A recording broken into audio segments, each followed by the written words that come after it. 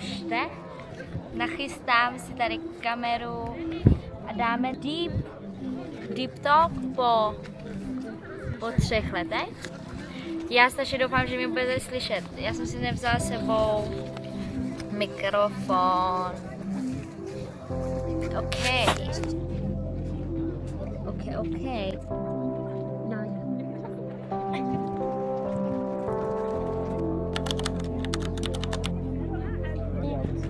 Snad mě krásně uslyšíte. Já se trošku bojím, aby mi někdo nevzal kameru. Jsem tady u moře dneska. Wow.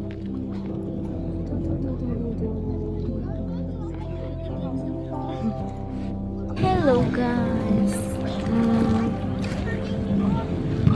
Mám to hodně na srdci a zároveň nevím, čím začít. Připomíná mi to hodně video, kdy jsem natáčela vlastně ve Španělsku a vyprávěla o mý práci v zahraničí. Během těch 3 let se toho dost změnilo a mým hlavním tématem je tak asi work-life balance, nějaká vnitřní rovnováha. jo. Přijde mi, že vlastně mám všechno, co jsem vždycky chtěla. Mám vlastně life of my dreams na můj věk. Jsem neskutečně vděčná a přijde mi, jak já teď žiju v Praze, tak jsem taková strašně unáhlená. Nevím, jestli je to tím, že fakt toho teď řeším hodně, což nechci znít jako, že brečím, já jsem strašně ráda. Všechno jsem si to vybrala, protože chci a nechci nic z toho, jakoby, prostě se od toho to fakt nechci. Jenom mi přijde, že jsem se vlastně za poslední rok, i když jsem měla svůj solo trip ve Vietnamu, tak to bylo strašně všechno, bylo to dokonalý, ale nesedla jsem si se sebou. V tom smyslu, že bych fakt se pozastavila a zastavila čas nějakým způsobem. Koukejte. Já tak miluji vodu.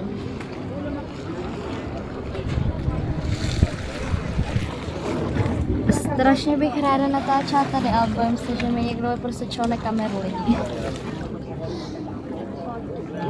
Maybe I will take you guys with me.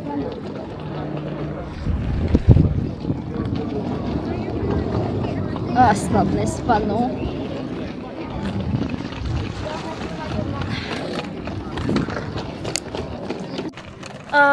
No, kde jsem skončila? Život v Praze je skvělý, ale přijde mi, že jsem se fakt pořádně nepozastavila.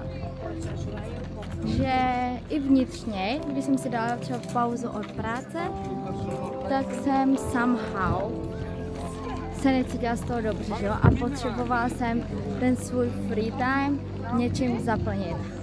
A přijde mi, že tento přístup není dlouhodobě udržitelný. A třeba i teď, když jsem na dovolené, tak já cítím, možná jsem i v té pozici, že musím něco dělat, ale řekla jsem si, že prostě to nehoří a nemusím pracovat. Jo, ty 3 dny, dala jsem si fakt jenom 3 dny volna, abych se vypla. A je tady super místo. Tak jo, se mi budete slyšet.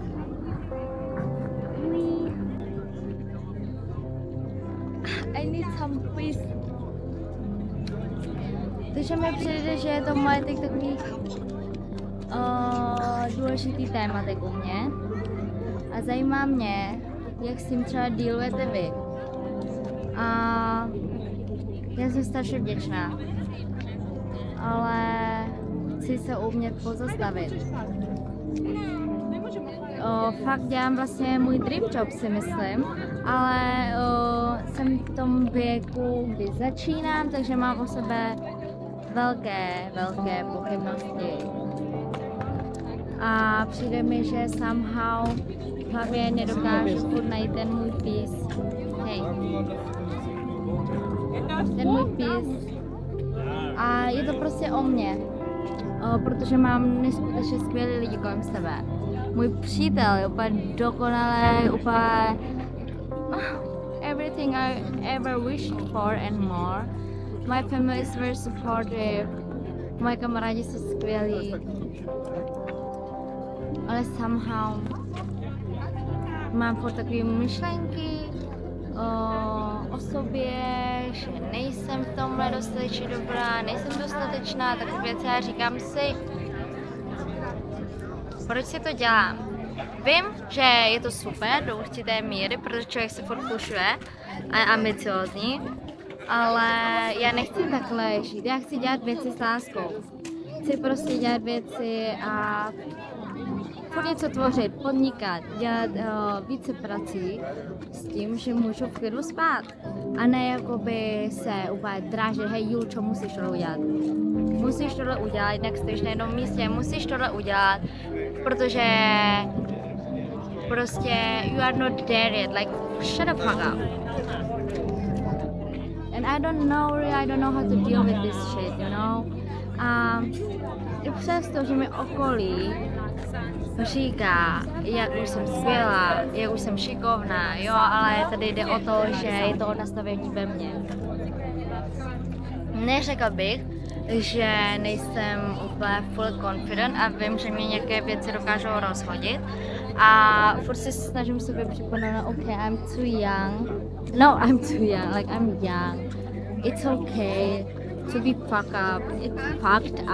It's okay to have bad days. It's okay to be sad. Actually everything is okay. I just don't know how to describe my emotions. No nic, jdeme lidi.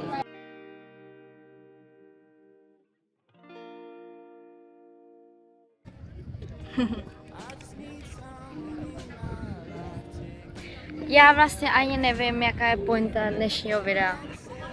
Chtěla jsem nějak updatenout můj život, být real, být raw, zmínit, že jsem prostě prdeli občas. Ale všechno je tak, jak má být vlastně. A je mi už 24, co to je?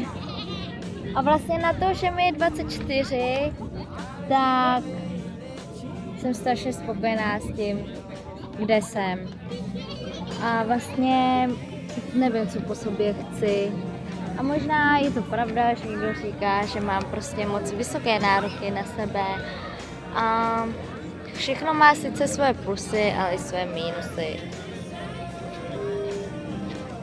A vlastně ani dneska nejsem v tom moodu, abych řekla něco motivational, like it's alright, you guys are going to be fine, of course, we all know that. Jasně, že všichni víme, že to nějakým způsobem zvládneme a že budeme v pořádku a že je to na nás.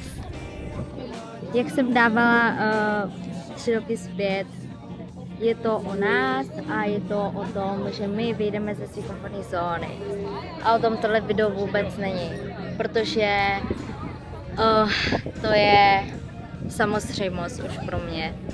To, jestli člověk se chce vyvíjet, tak musí sám se zlepšovat. Tak je to spíš mým tématem, než je spíš balancing my life. Chci si užít ten život. Užít si to. A ne utíkat za nějakými milestones. A myslím si, že taky v mé pozici s tím, jak jsem lucky, nepotřebuji na sebe tak tlačit. Ale to je to, co vám prostě říkám, ale moje vnitřní já funguje trošku jinak. Tím, že mám potřebu pořád si něco dokazovat.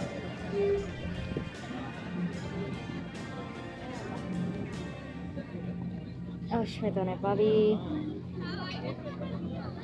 Já si chci užívat život. Nechci řešit, jestli jsem good enough or not. Hello, I'm here. Super, kamera. Moje kamera mě moc nedává. Cool.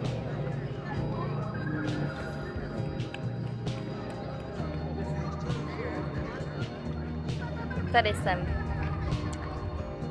Jestli jsem dost, jestli je tohle v pohodě, tamto v pohodě. Okay. With the way I am, you know.